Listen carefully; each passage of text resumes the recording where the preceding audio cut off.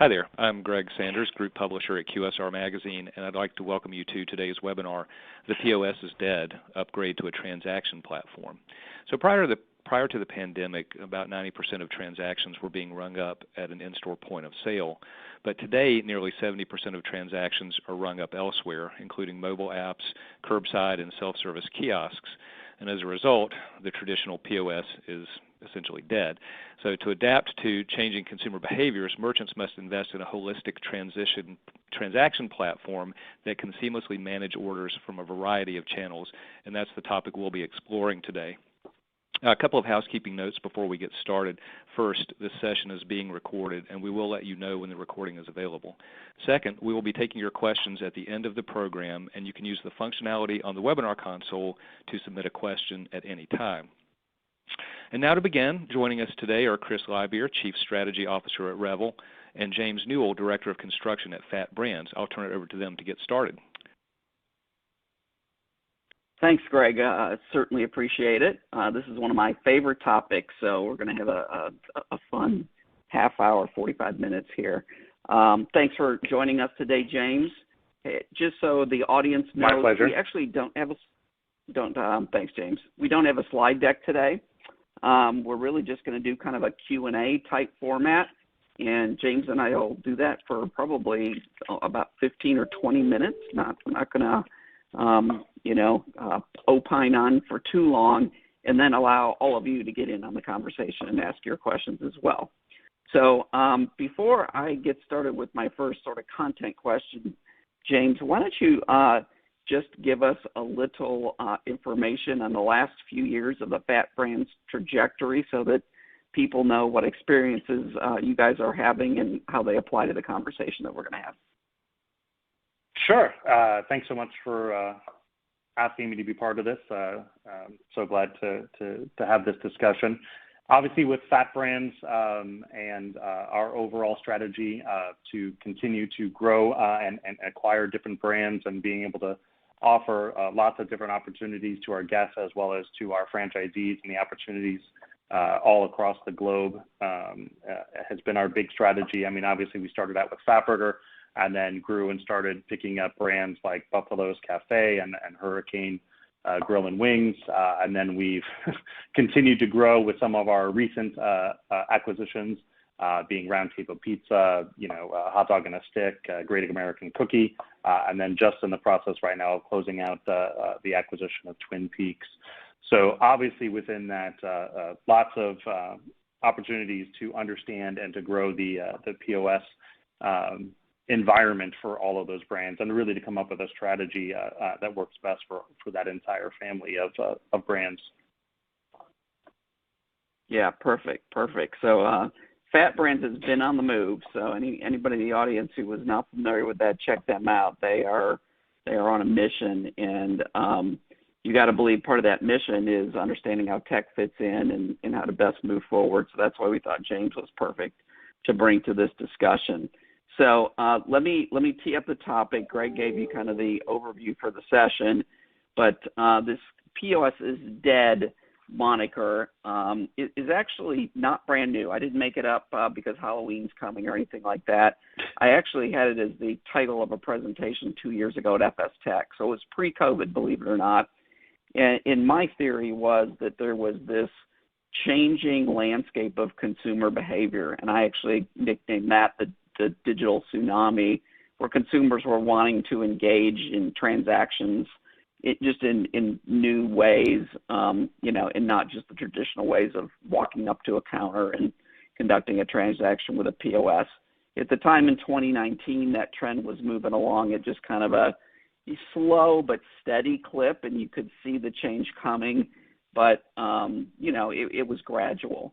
Obviously, COVID just absolutely accelerated that. You've all read the articles and probably seen other statistics, but almost flipped it on its head. The industry had to, pivot overnight, and actually the majority of transactions during most of the COVID period have not been going through a traditional POS. And I think, going forward, that kind of trend is going to stick. It may jump around a little But I think what is definitely here to stay is the fact that consumers are going to continue to use new digital channels, and we're going to have to adapt to them quickly. So the reason I think it's so important to say something provocative like the POS is dead is, I actually don't like our business even being called the POS company anymore, even though that's what people recognize, because the POS itself, as we think of it, the traditional POS, is almost a commodity. It's not where we put most of our effort in our R&D team. Actually, less than 10% of our 250-person R&D team works on the point of sale.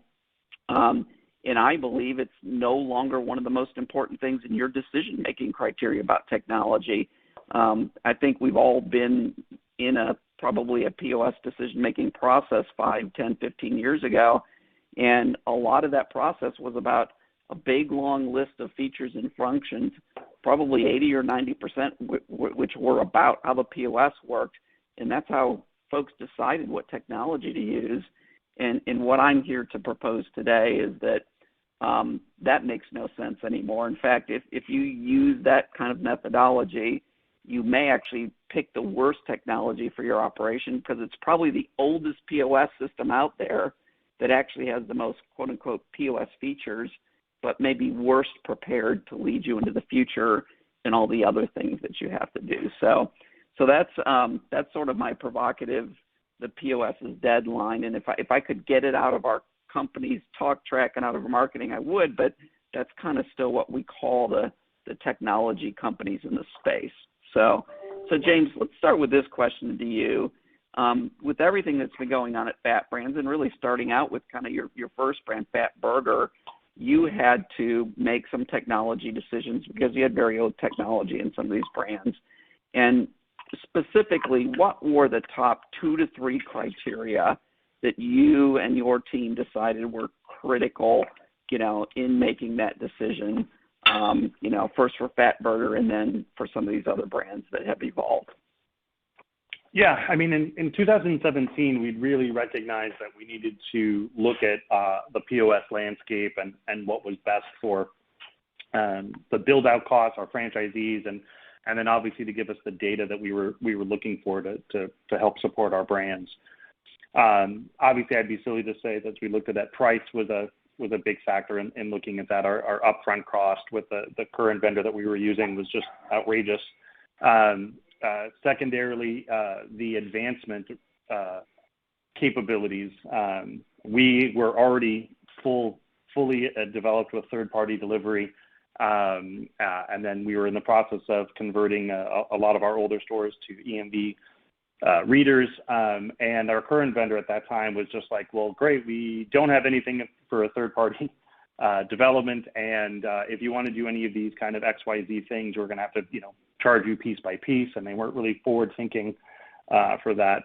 So that really became a big factor in when we said, hey, we need to look for a new vendor that can support us, and then also international capabilities, since we are a global brand, played a factor into that.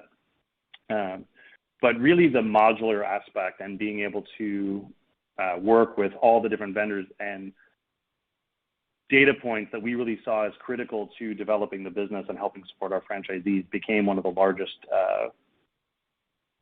factors in saying, hey, this is important and this is something that we should look at and explore with that process.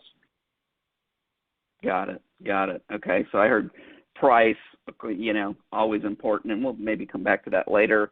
This open modular aspect or connectability ecosystem, maybe is another word for it. Yep. International support. So that's at least some. I'm sure there were others as well, but very important. So let's elaborate a little bit on this open topic. Words get thrown around like, do systems have APIs? How fast or slow? You described it as it was your previous vendor was just very slow to be able to integrate anything new. Talk a little bit about, first of all, I guess maybe it's obvious why it's important to be able to integrate new things relatively quickly, but what's the reality there in terms of the different vendors out there and what kind of, technology you need to be looking for from a vendor to really be able to bring new things into your ecosystem quickly? Yeah, I mean, so backtracking a little higher with that, because we knew as we continued to purchase brands, and we'd always have a mix mosh of POS solutions on there as we picked up different brands. So we knew that integration would be key, and that we would have to have one strategic partner to move forward with, and that they would have to sort of be the linchpin from there. But then that meant that we need to have like an inventory program that could work across multiple POS platforms. We'd have to have third-party integration, aggregators for that, and having the main POS not be agile enough to integrate with those, as well as we're all 5 years ago, I don't think anyone would have understood the impact of third-party delivery on our businesses that it is today. And so who knows what that thing will be 5 years from now. And that was key to understand a vendor or a platform that could be that nimble to address those needs and those concerns, to say, hey, we can do it. We're an open platform to here's everything you need to interact with us. No extra charge, no extra hassle for that. We want to be as flexible as possible. And that's really what started to resonate for us, to say, hey, this allows us to hit on so many different points for all the different brands, and then continuing to grow with that one vendor to become more and more of a larger aspect of the ecosystem of the brands. Yeah, great. Yeah, and I heard you use the word agile, I think 2 or 3 times, and I like that word. I like the word flexible as well. And I think a lot of companies talk about that, and I think, if you're looking at different vendors, you really got to dig in and look for real proof points and real examples of the size of the ecosystem they support, how quickly they can get on board. And by the way, talk to some of the third parties and say, who's easy to work with? Who, is this particular company one that has been easy to work with in the past? And quick, as things change, do they keep up with what's going on in the market and keep their integrations current? It is a challenge to provide modern, open API access and keep an active ecosystem, and it takes deliberate effort from the vendor. And I think we're proud at Radiant that we have a large ecosystem, and we are very open. We actually have partners who compete with some of our own products in some cases. We are not trying to create a closed or a filtered ecosystem just to favor partners because we make money off of our partners. We do not do that. So I think our theory has been that the world is changing too quickly for us to be great at everything. We're really the digital transaction platform. We're the heartbeat at the center of everything else, but there's going to be a lot of everything else's. So our customers, like Fat Brands, are going to have the ability to pick and choose their favorite partners and then get them into the ecosystem quickly. So that makes Chris, a lot of actually, sense. and Chris, you hit on it too as well. I mean, that was another thing as we got into our relationship with Revel. You had certain things available, but if we already had existing relationships, there was no fight with you to get those integrated or to use those. We were, pre-pandemic, we were already starting to explore kiosk, but we had a relationship with a strategic vendor of yours, Byte. And it was like, hey, we already have a kiosk, but we're not going to force you to use it. We're not going to charge you extra or development fees to work with this other vendor. And that process has repeated itself as we've bought other brands. Like, hey, we already have this. Great. Well, we already know that they are integrated with Revel, and if they're not, we know that there's not going to be some huge hassle to get that done. Yeah, perfect. Yeah, the kiosk example is a good one. Listen, there's a lot of things going on out there, so the flexibility is super key.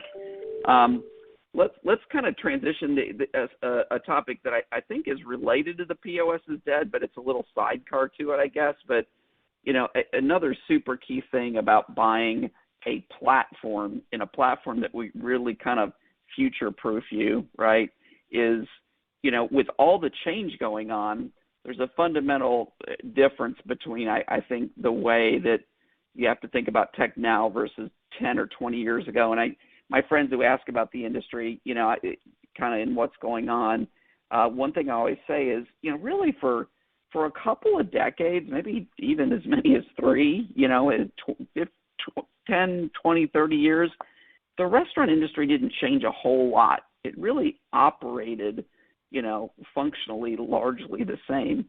And now all of a sudden we're seeing all this rapid change.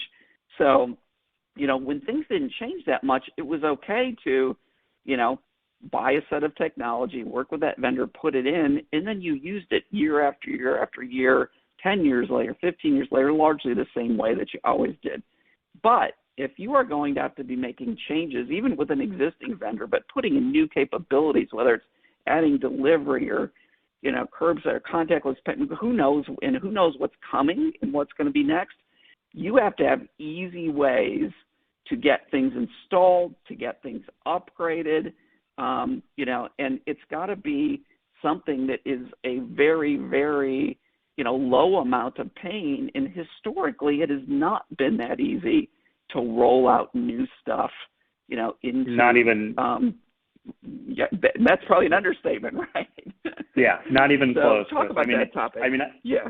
I can tell you that was one of the large pain points where we said we are just done with our old vendor. Which was NCR. They anytime you needed to do an upgrade, it was like, great, your system that you bought even 5 years ago doesn't meet the requirements to do all these bells and whistles that they're offering you. So hey, we need you to spend $20,000 on a new system to add these 3 features, which are features we would have liked, most definitely. But no one in good faith could go back to our franchisee and go, hey, I know that your system's that old, but can you spend all this new money, to get these bells and whistles? And that's been one of the great things about Revel is that, that in our time, I think there have been 4 major updates within that, and it's been a great bonus to the stores to add in these features. And it's just a small upgrade, and they're ready to go.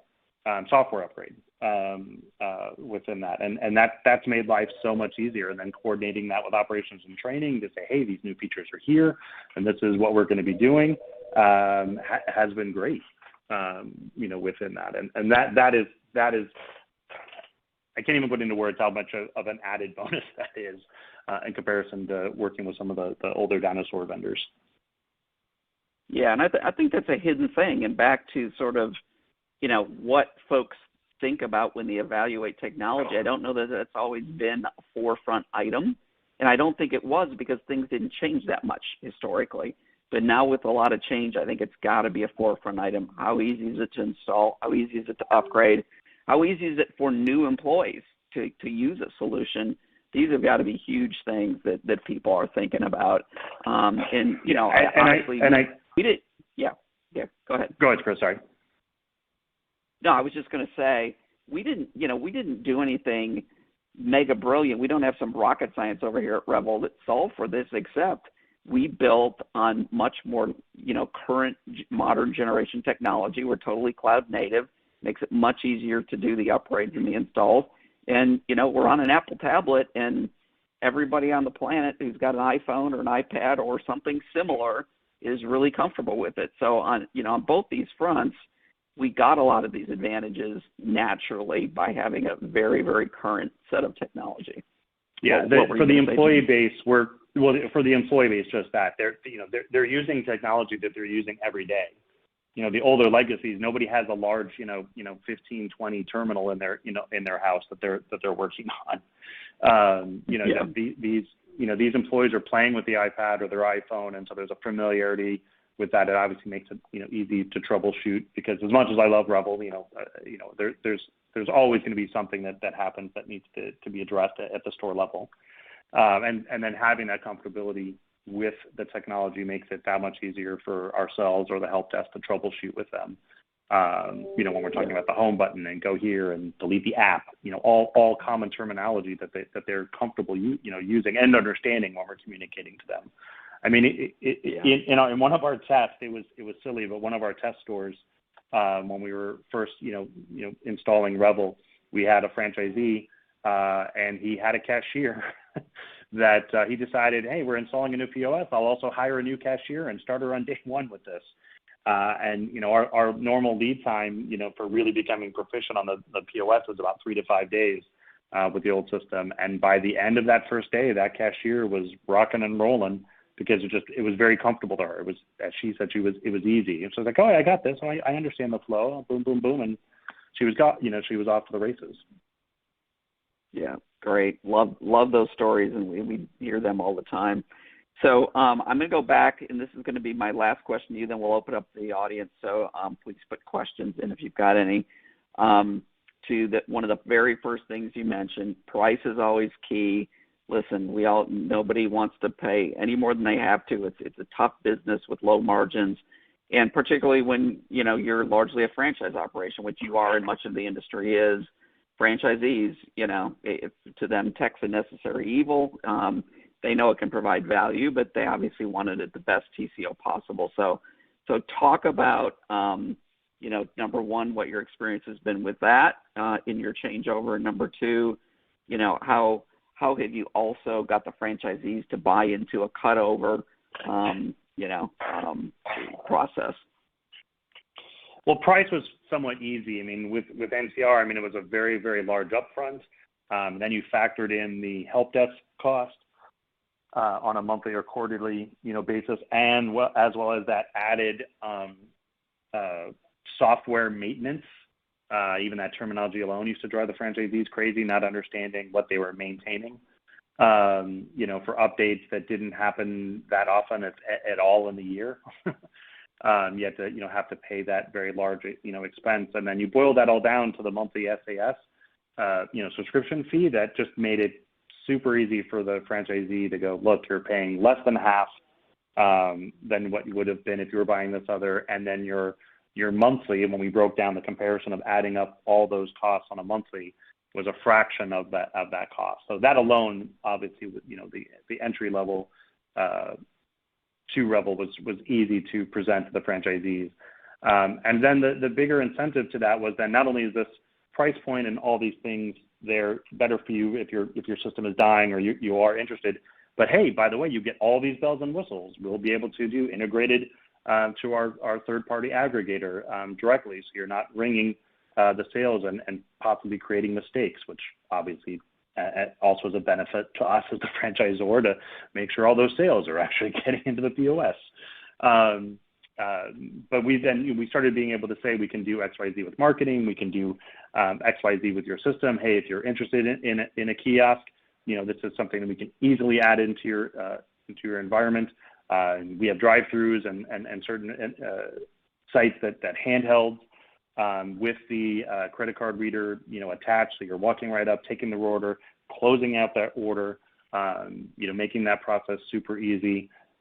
Obviously, right now we're also exploring the order at your table.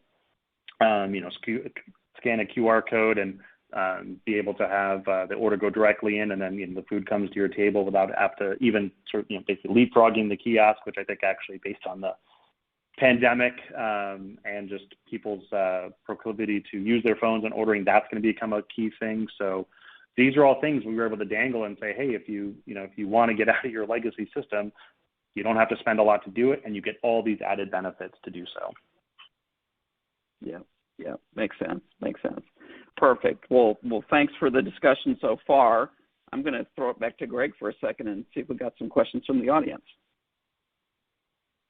All right, great. Thank you, James and Chris. Yeah, we're going to turn to questions from the audience now, so if you haven't submitted yours yet, go ahead and get those in.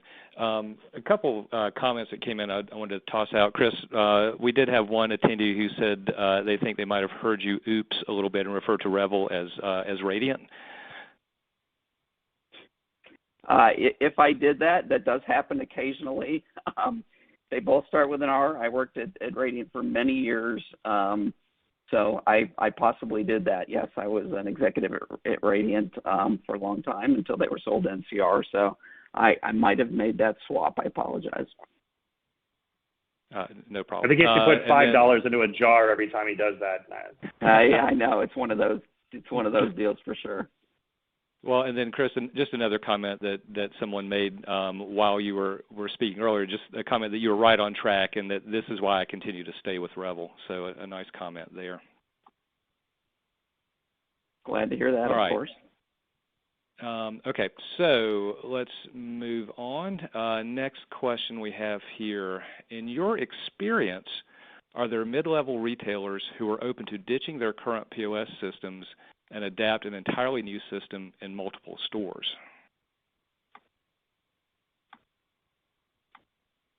Yeah, James, you want to make a comment on that? I mean, that's kind of what we're doing now. I mean, every time we do a brand, that's the process. Buy a brand, that's the process we kind of go through with that. I think that it all depends on what they're currently looking at, and in most cases, to Chris's points, I mean, it's a very established older system, and a lot of these older dinosaur ones are just starting to roll out, features and benefits that have now been, in the Revel platform for quite a while. But I would say that they definitely can be, but that does take a leadership and a stewardship, to show the way and really educate the franchisees on the benefits, and that's an ongoing process, is educating the franchisees. I mean, we still have to, even with all the bells and whistles, we still have to go out to stores and go, we have this feature and you really should turn it on, and these are the benefits for why you want to do that. But I think that becomes about how you're communicating to that audience. Yeah, I think good points. The other thing I'll say, we talked about the easy thing a little bit, but just to maybe do a compare and contrast, I do have great, I've been in the industry a long time, as you know now from the Revel comment, or the Radiant comment, and listen, it used to be a big project to put in a POS solution, a big project. It would, if you were I'll just take an example, a 300-site chain, it was a 2-year project for, first selected, and then, probably that took 2 quarters, and then it probably took 2 years to configure it, put it in a pilot, make some adjustments, do a 10-store pilot, make sure everything's great, roll it out, installers every night, at each store, long process, X number of stores a week, but it was slow, and it was a big amount of energy. It's still a significant project, but I would say it's probably easily a third to a quarter of the level of effort, and also 3 to 4 times as fast as historically. So we have rolled out, for instance, I won't mention brand names, but we rolled out a 700-site chain last year during COVID in 5.5 months. Went great. They will tell you it went great. The cloud technology and all the things we talked about, the ease of training the staff, bringing it up, the lighter footprint of the hardware, etc. It's just not nearly as complicated with the modern technology as it was with the technology that was built 20 years ago. So getting this out to into a significant chain is more doable than ever. And if you're still thinking, man, I'm not ready to do this yet because it's going to be such a burden to our organization for such a long period of time, like it was last time I did it. It's a project, make no mistake about it, but it will be quite a bit less of a lift than it used to be, and the value you get, pretty quickly will kick in, and it's a much lighter lift than historically. What else you got, Greg? Yeah. James, did you want to weigh in? That sounded like you were about to say something. Yeah, I was going to say something. Not that Chris would want to hear this, but I joked with him about this the other day, is that when we were testing Revel, obviously the price point entry level was a huge aspect, and we even told the 2 or 3 franchisees that were lovely guinea pigs for us. I said, hey, at this amount of money, and if it goes sideways, you'll all have some nice iPads to give out for Christmas. Because it wasn't that, you weren't going to be stuck with some piece of hardware that is not usable anywhere else. And we knew that there was if it doesn't work, we haven't killed anyone, their bank account to get this accomplished. Luckily and happily, while we're even on this call, that was not the way it went, and we were extremely happy with how the test went. But that was another thing of just, as we were joking in those early days of just, it's a very familiar piece of hardware in today's culture in comparison to the legacy systems. Yeah, great point to keep in mind.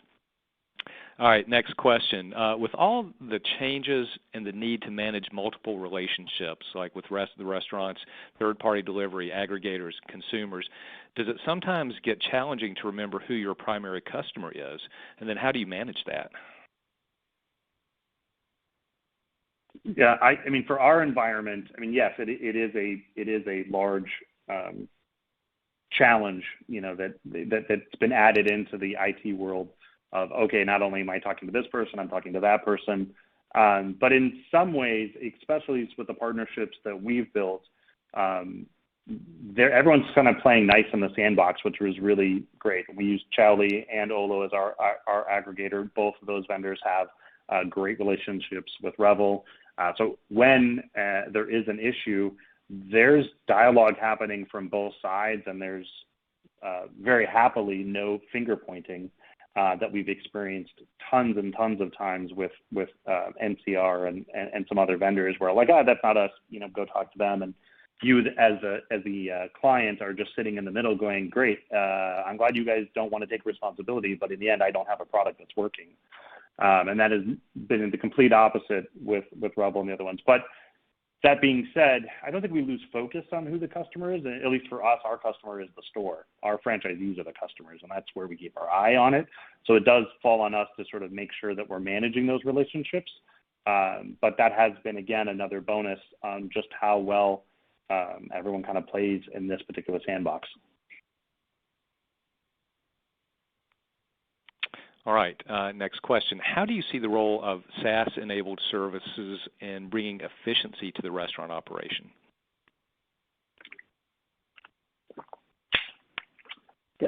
Definitely yours, James.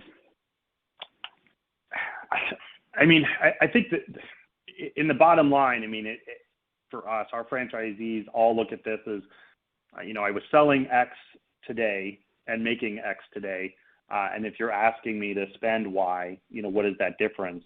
The SaaS model, I think, at least for the franchisees, has made it more palatable of like, look, I spent X to get my system installed, and I'm just paying this little amount every month to have full help desk, to have support, to have these features.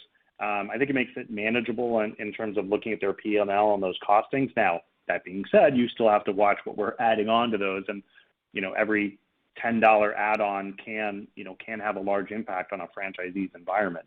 But for the most part, I think it does take something that can be hard to understand, like I was talking about with NCR's quarterly or monthly help desk along with their software support. Those are numbers and bills that the franchisees were getting that were like, wait, what is this again? And why is it $2,500 for 3 months? And what am I getting for that exactly? And the SAS model, I think, is just like, look, it's boom, a month, and you know exactly what it's getting, and you move forward from there.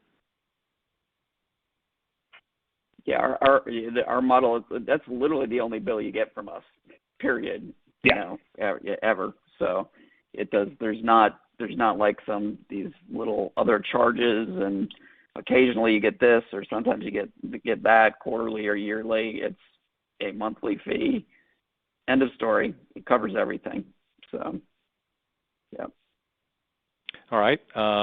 James, we're going to direct this question to you. In the quick casual food business, what are your thoughts of no POS, although we know it's dead now, and moving to kiosks and app-based platforms only? I like it.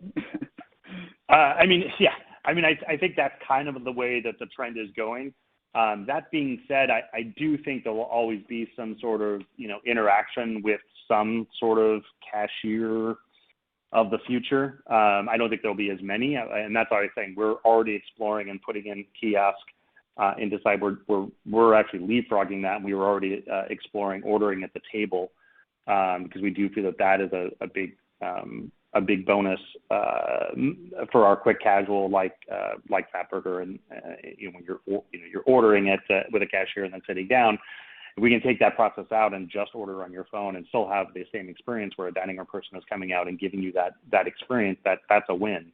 I think there's some challenges there, obviously, with some economics. I mean, there are going to still be people that need and want to play with cash, and so you'll still have at least a single cashier. But right now, where you may walk into a bank where we're used to, walk into a bank of 4 or 5 cashier stations. Not that they would all be staffed, but they were there. I think it's going to be a mixture of, like, you'll have maybe one primary interaction point, and then all these different technology kiosks, ordering or app ordering. I think also, advanced ordering is really another unexplored territory. I mean, Starbucks obviously has mastered that. But that being said, you still see a bunch of people in their drive-through and only a few people at the advanced order. So I think it's still in its infancy, but all of those technologies, I think, are going to become more and more prevalent, and that the cashier role will become minimized. I don't necessarily know if it'll ever be eliminated. Yeah, and I'm going to add a 20-second adder on that. I think actually there's a nice blend that can happen, and Revel can do it, and a couple of our competitors can too. But when you get to the tablet, the consumers are also familiar with that type of interface. You actually can have a POS that sits there when that makes sense at the certain times of day, et cetera, where you want the service, in the traditional fashion. And then when it's lighter or it makes sense, for the dynamic of the store, you can actually just swivel that around, press a button, and make it a consumer-facing kiosk. And it can, you can kind of have a dual purpose environment that's sort of adjustable to day parts and so forth. All right, I think we have time for just a couple more questions. The first of which is, for smaller merchants that are growing to multiple locations, how do you demonstrate the value add of your solution as a transaction platform to someone that started out on something like Square or Clover, which has a somewhat lower entry point already?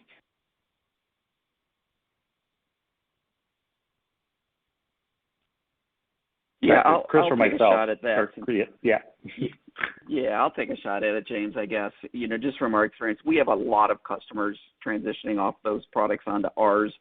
And you're right, I think the selling point is a little bit different, because it's not about, wow, it was too complex and you were overpaying and there's a more modern technology that'll get you there. It's a different story, which is, I actually think, by the way, Square does an excellent job. I think they're phenomenal. They're very focused on more the down market merchants, and that's a big market, and it works awesome for them. Their design center is not around larger chains.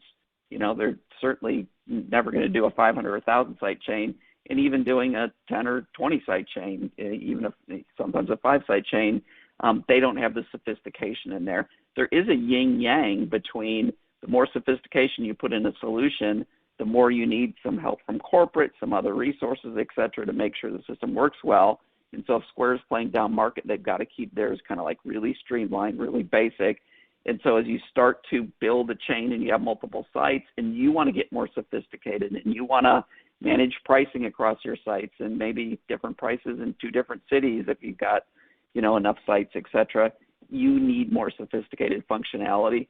Square really doesn't even, they could put it in, they have the money to put it in, but they don't want too much confusion, because 99% of the customers don't need that, and it will only actually hurt their product. So I think it is not a story of cost, and actually the cost differential, Revel is definitely more than Square, and Square's the way they go to market, but it's not a huge jump.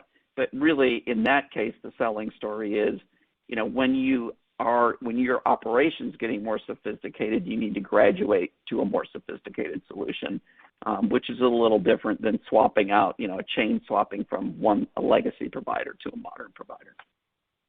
The only thing I would add to that, at least from our perspective, is that was one of actually the key points when we were looking, is that our POS had to be credit card agnostic, because we don't force our franchisees to use a POS processor, where obviously Square and Toast and some other ones, that is a requirement. And so you're also then paying a premium for the credit card processing. So lower entry cost, but a higher processing fee. And as you start to get to 2, 3, 4, 40 stores, you have a much more better bargaining chip, with some credit card processors to get a much better rate. All right, we're going to move to our final question. James, earlier you were joking about at least if our implementation goes south, at least we'll have some cool iPads on hand. But in all seriousness, was there any concern about using Apple products for such a large implementation? Zero. There was zero concerns. I mean, if anything, it was more of a benefit again because we identified even early on that was a comfortable piece of hardware for our staff. They were already using it, understood it. We used it, understood it. We understand the concepts of apps. So there was no hesitation that it was being done on that platform. Yeah, and I'll only add, we get asked all the time, particularly I'd say from some companies that have been in business a long time and have had, maybe even a couple generations of legacy solutions where the hardware was just bigger and more robust, right? And I get that. Listen, I was part of all those solutions. What I said, and they ask us how reliable is the iPad. And number one, we can show them our statistics because we've deployed hundreds of thousands of them now, and they're super robust. Now we can share the stats if you talk to our salespeople. Number two, I say to folks, I don't know about you, but there's an iPad on the back floor of my car that my kids have stepped on 70 times at 7 years old, and it still works. So if anybody thinks that's not as robust, you got to think about what's happening in real life. Number one. In number two, even if it lasts a couple years less than the other technology, it costs a fraction of the price. So it is a different mindset, right? I mean, our stuff typically lasts, kind of 5 to 7 years. The old robust stuff might have lasted, 6 to 10 years, but the cost of our devices is literally fractional compared. So you can put new ones in when you're ready, and you're not going to be, breaking your bank account to do that. So. All right, that will conclude our program today. Many thanks to Revel for making this program possible, to our audience for attending, and of course to Chris and James for sharing their considerable insight. As we mentioned, the program was recorded, and you'll receive an email letting you know when that recording is available. Thanks again, and have a great day.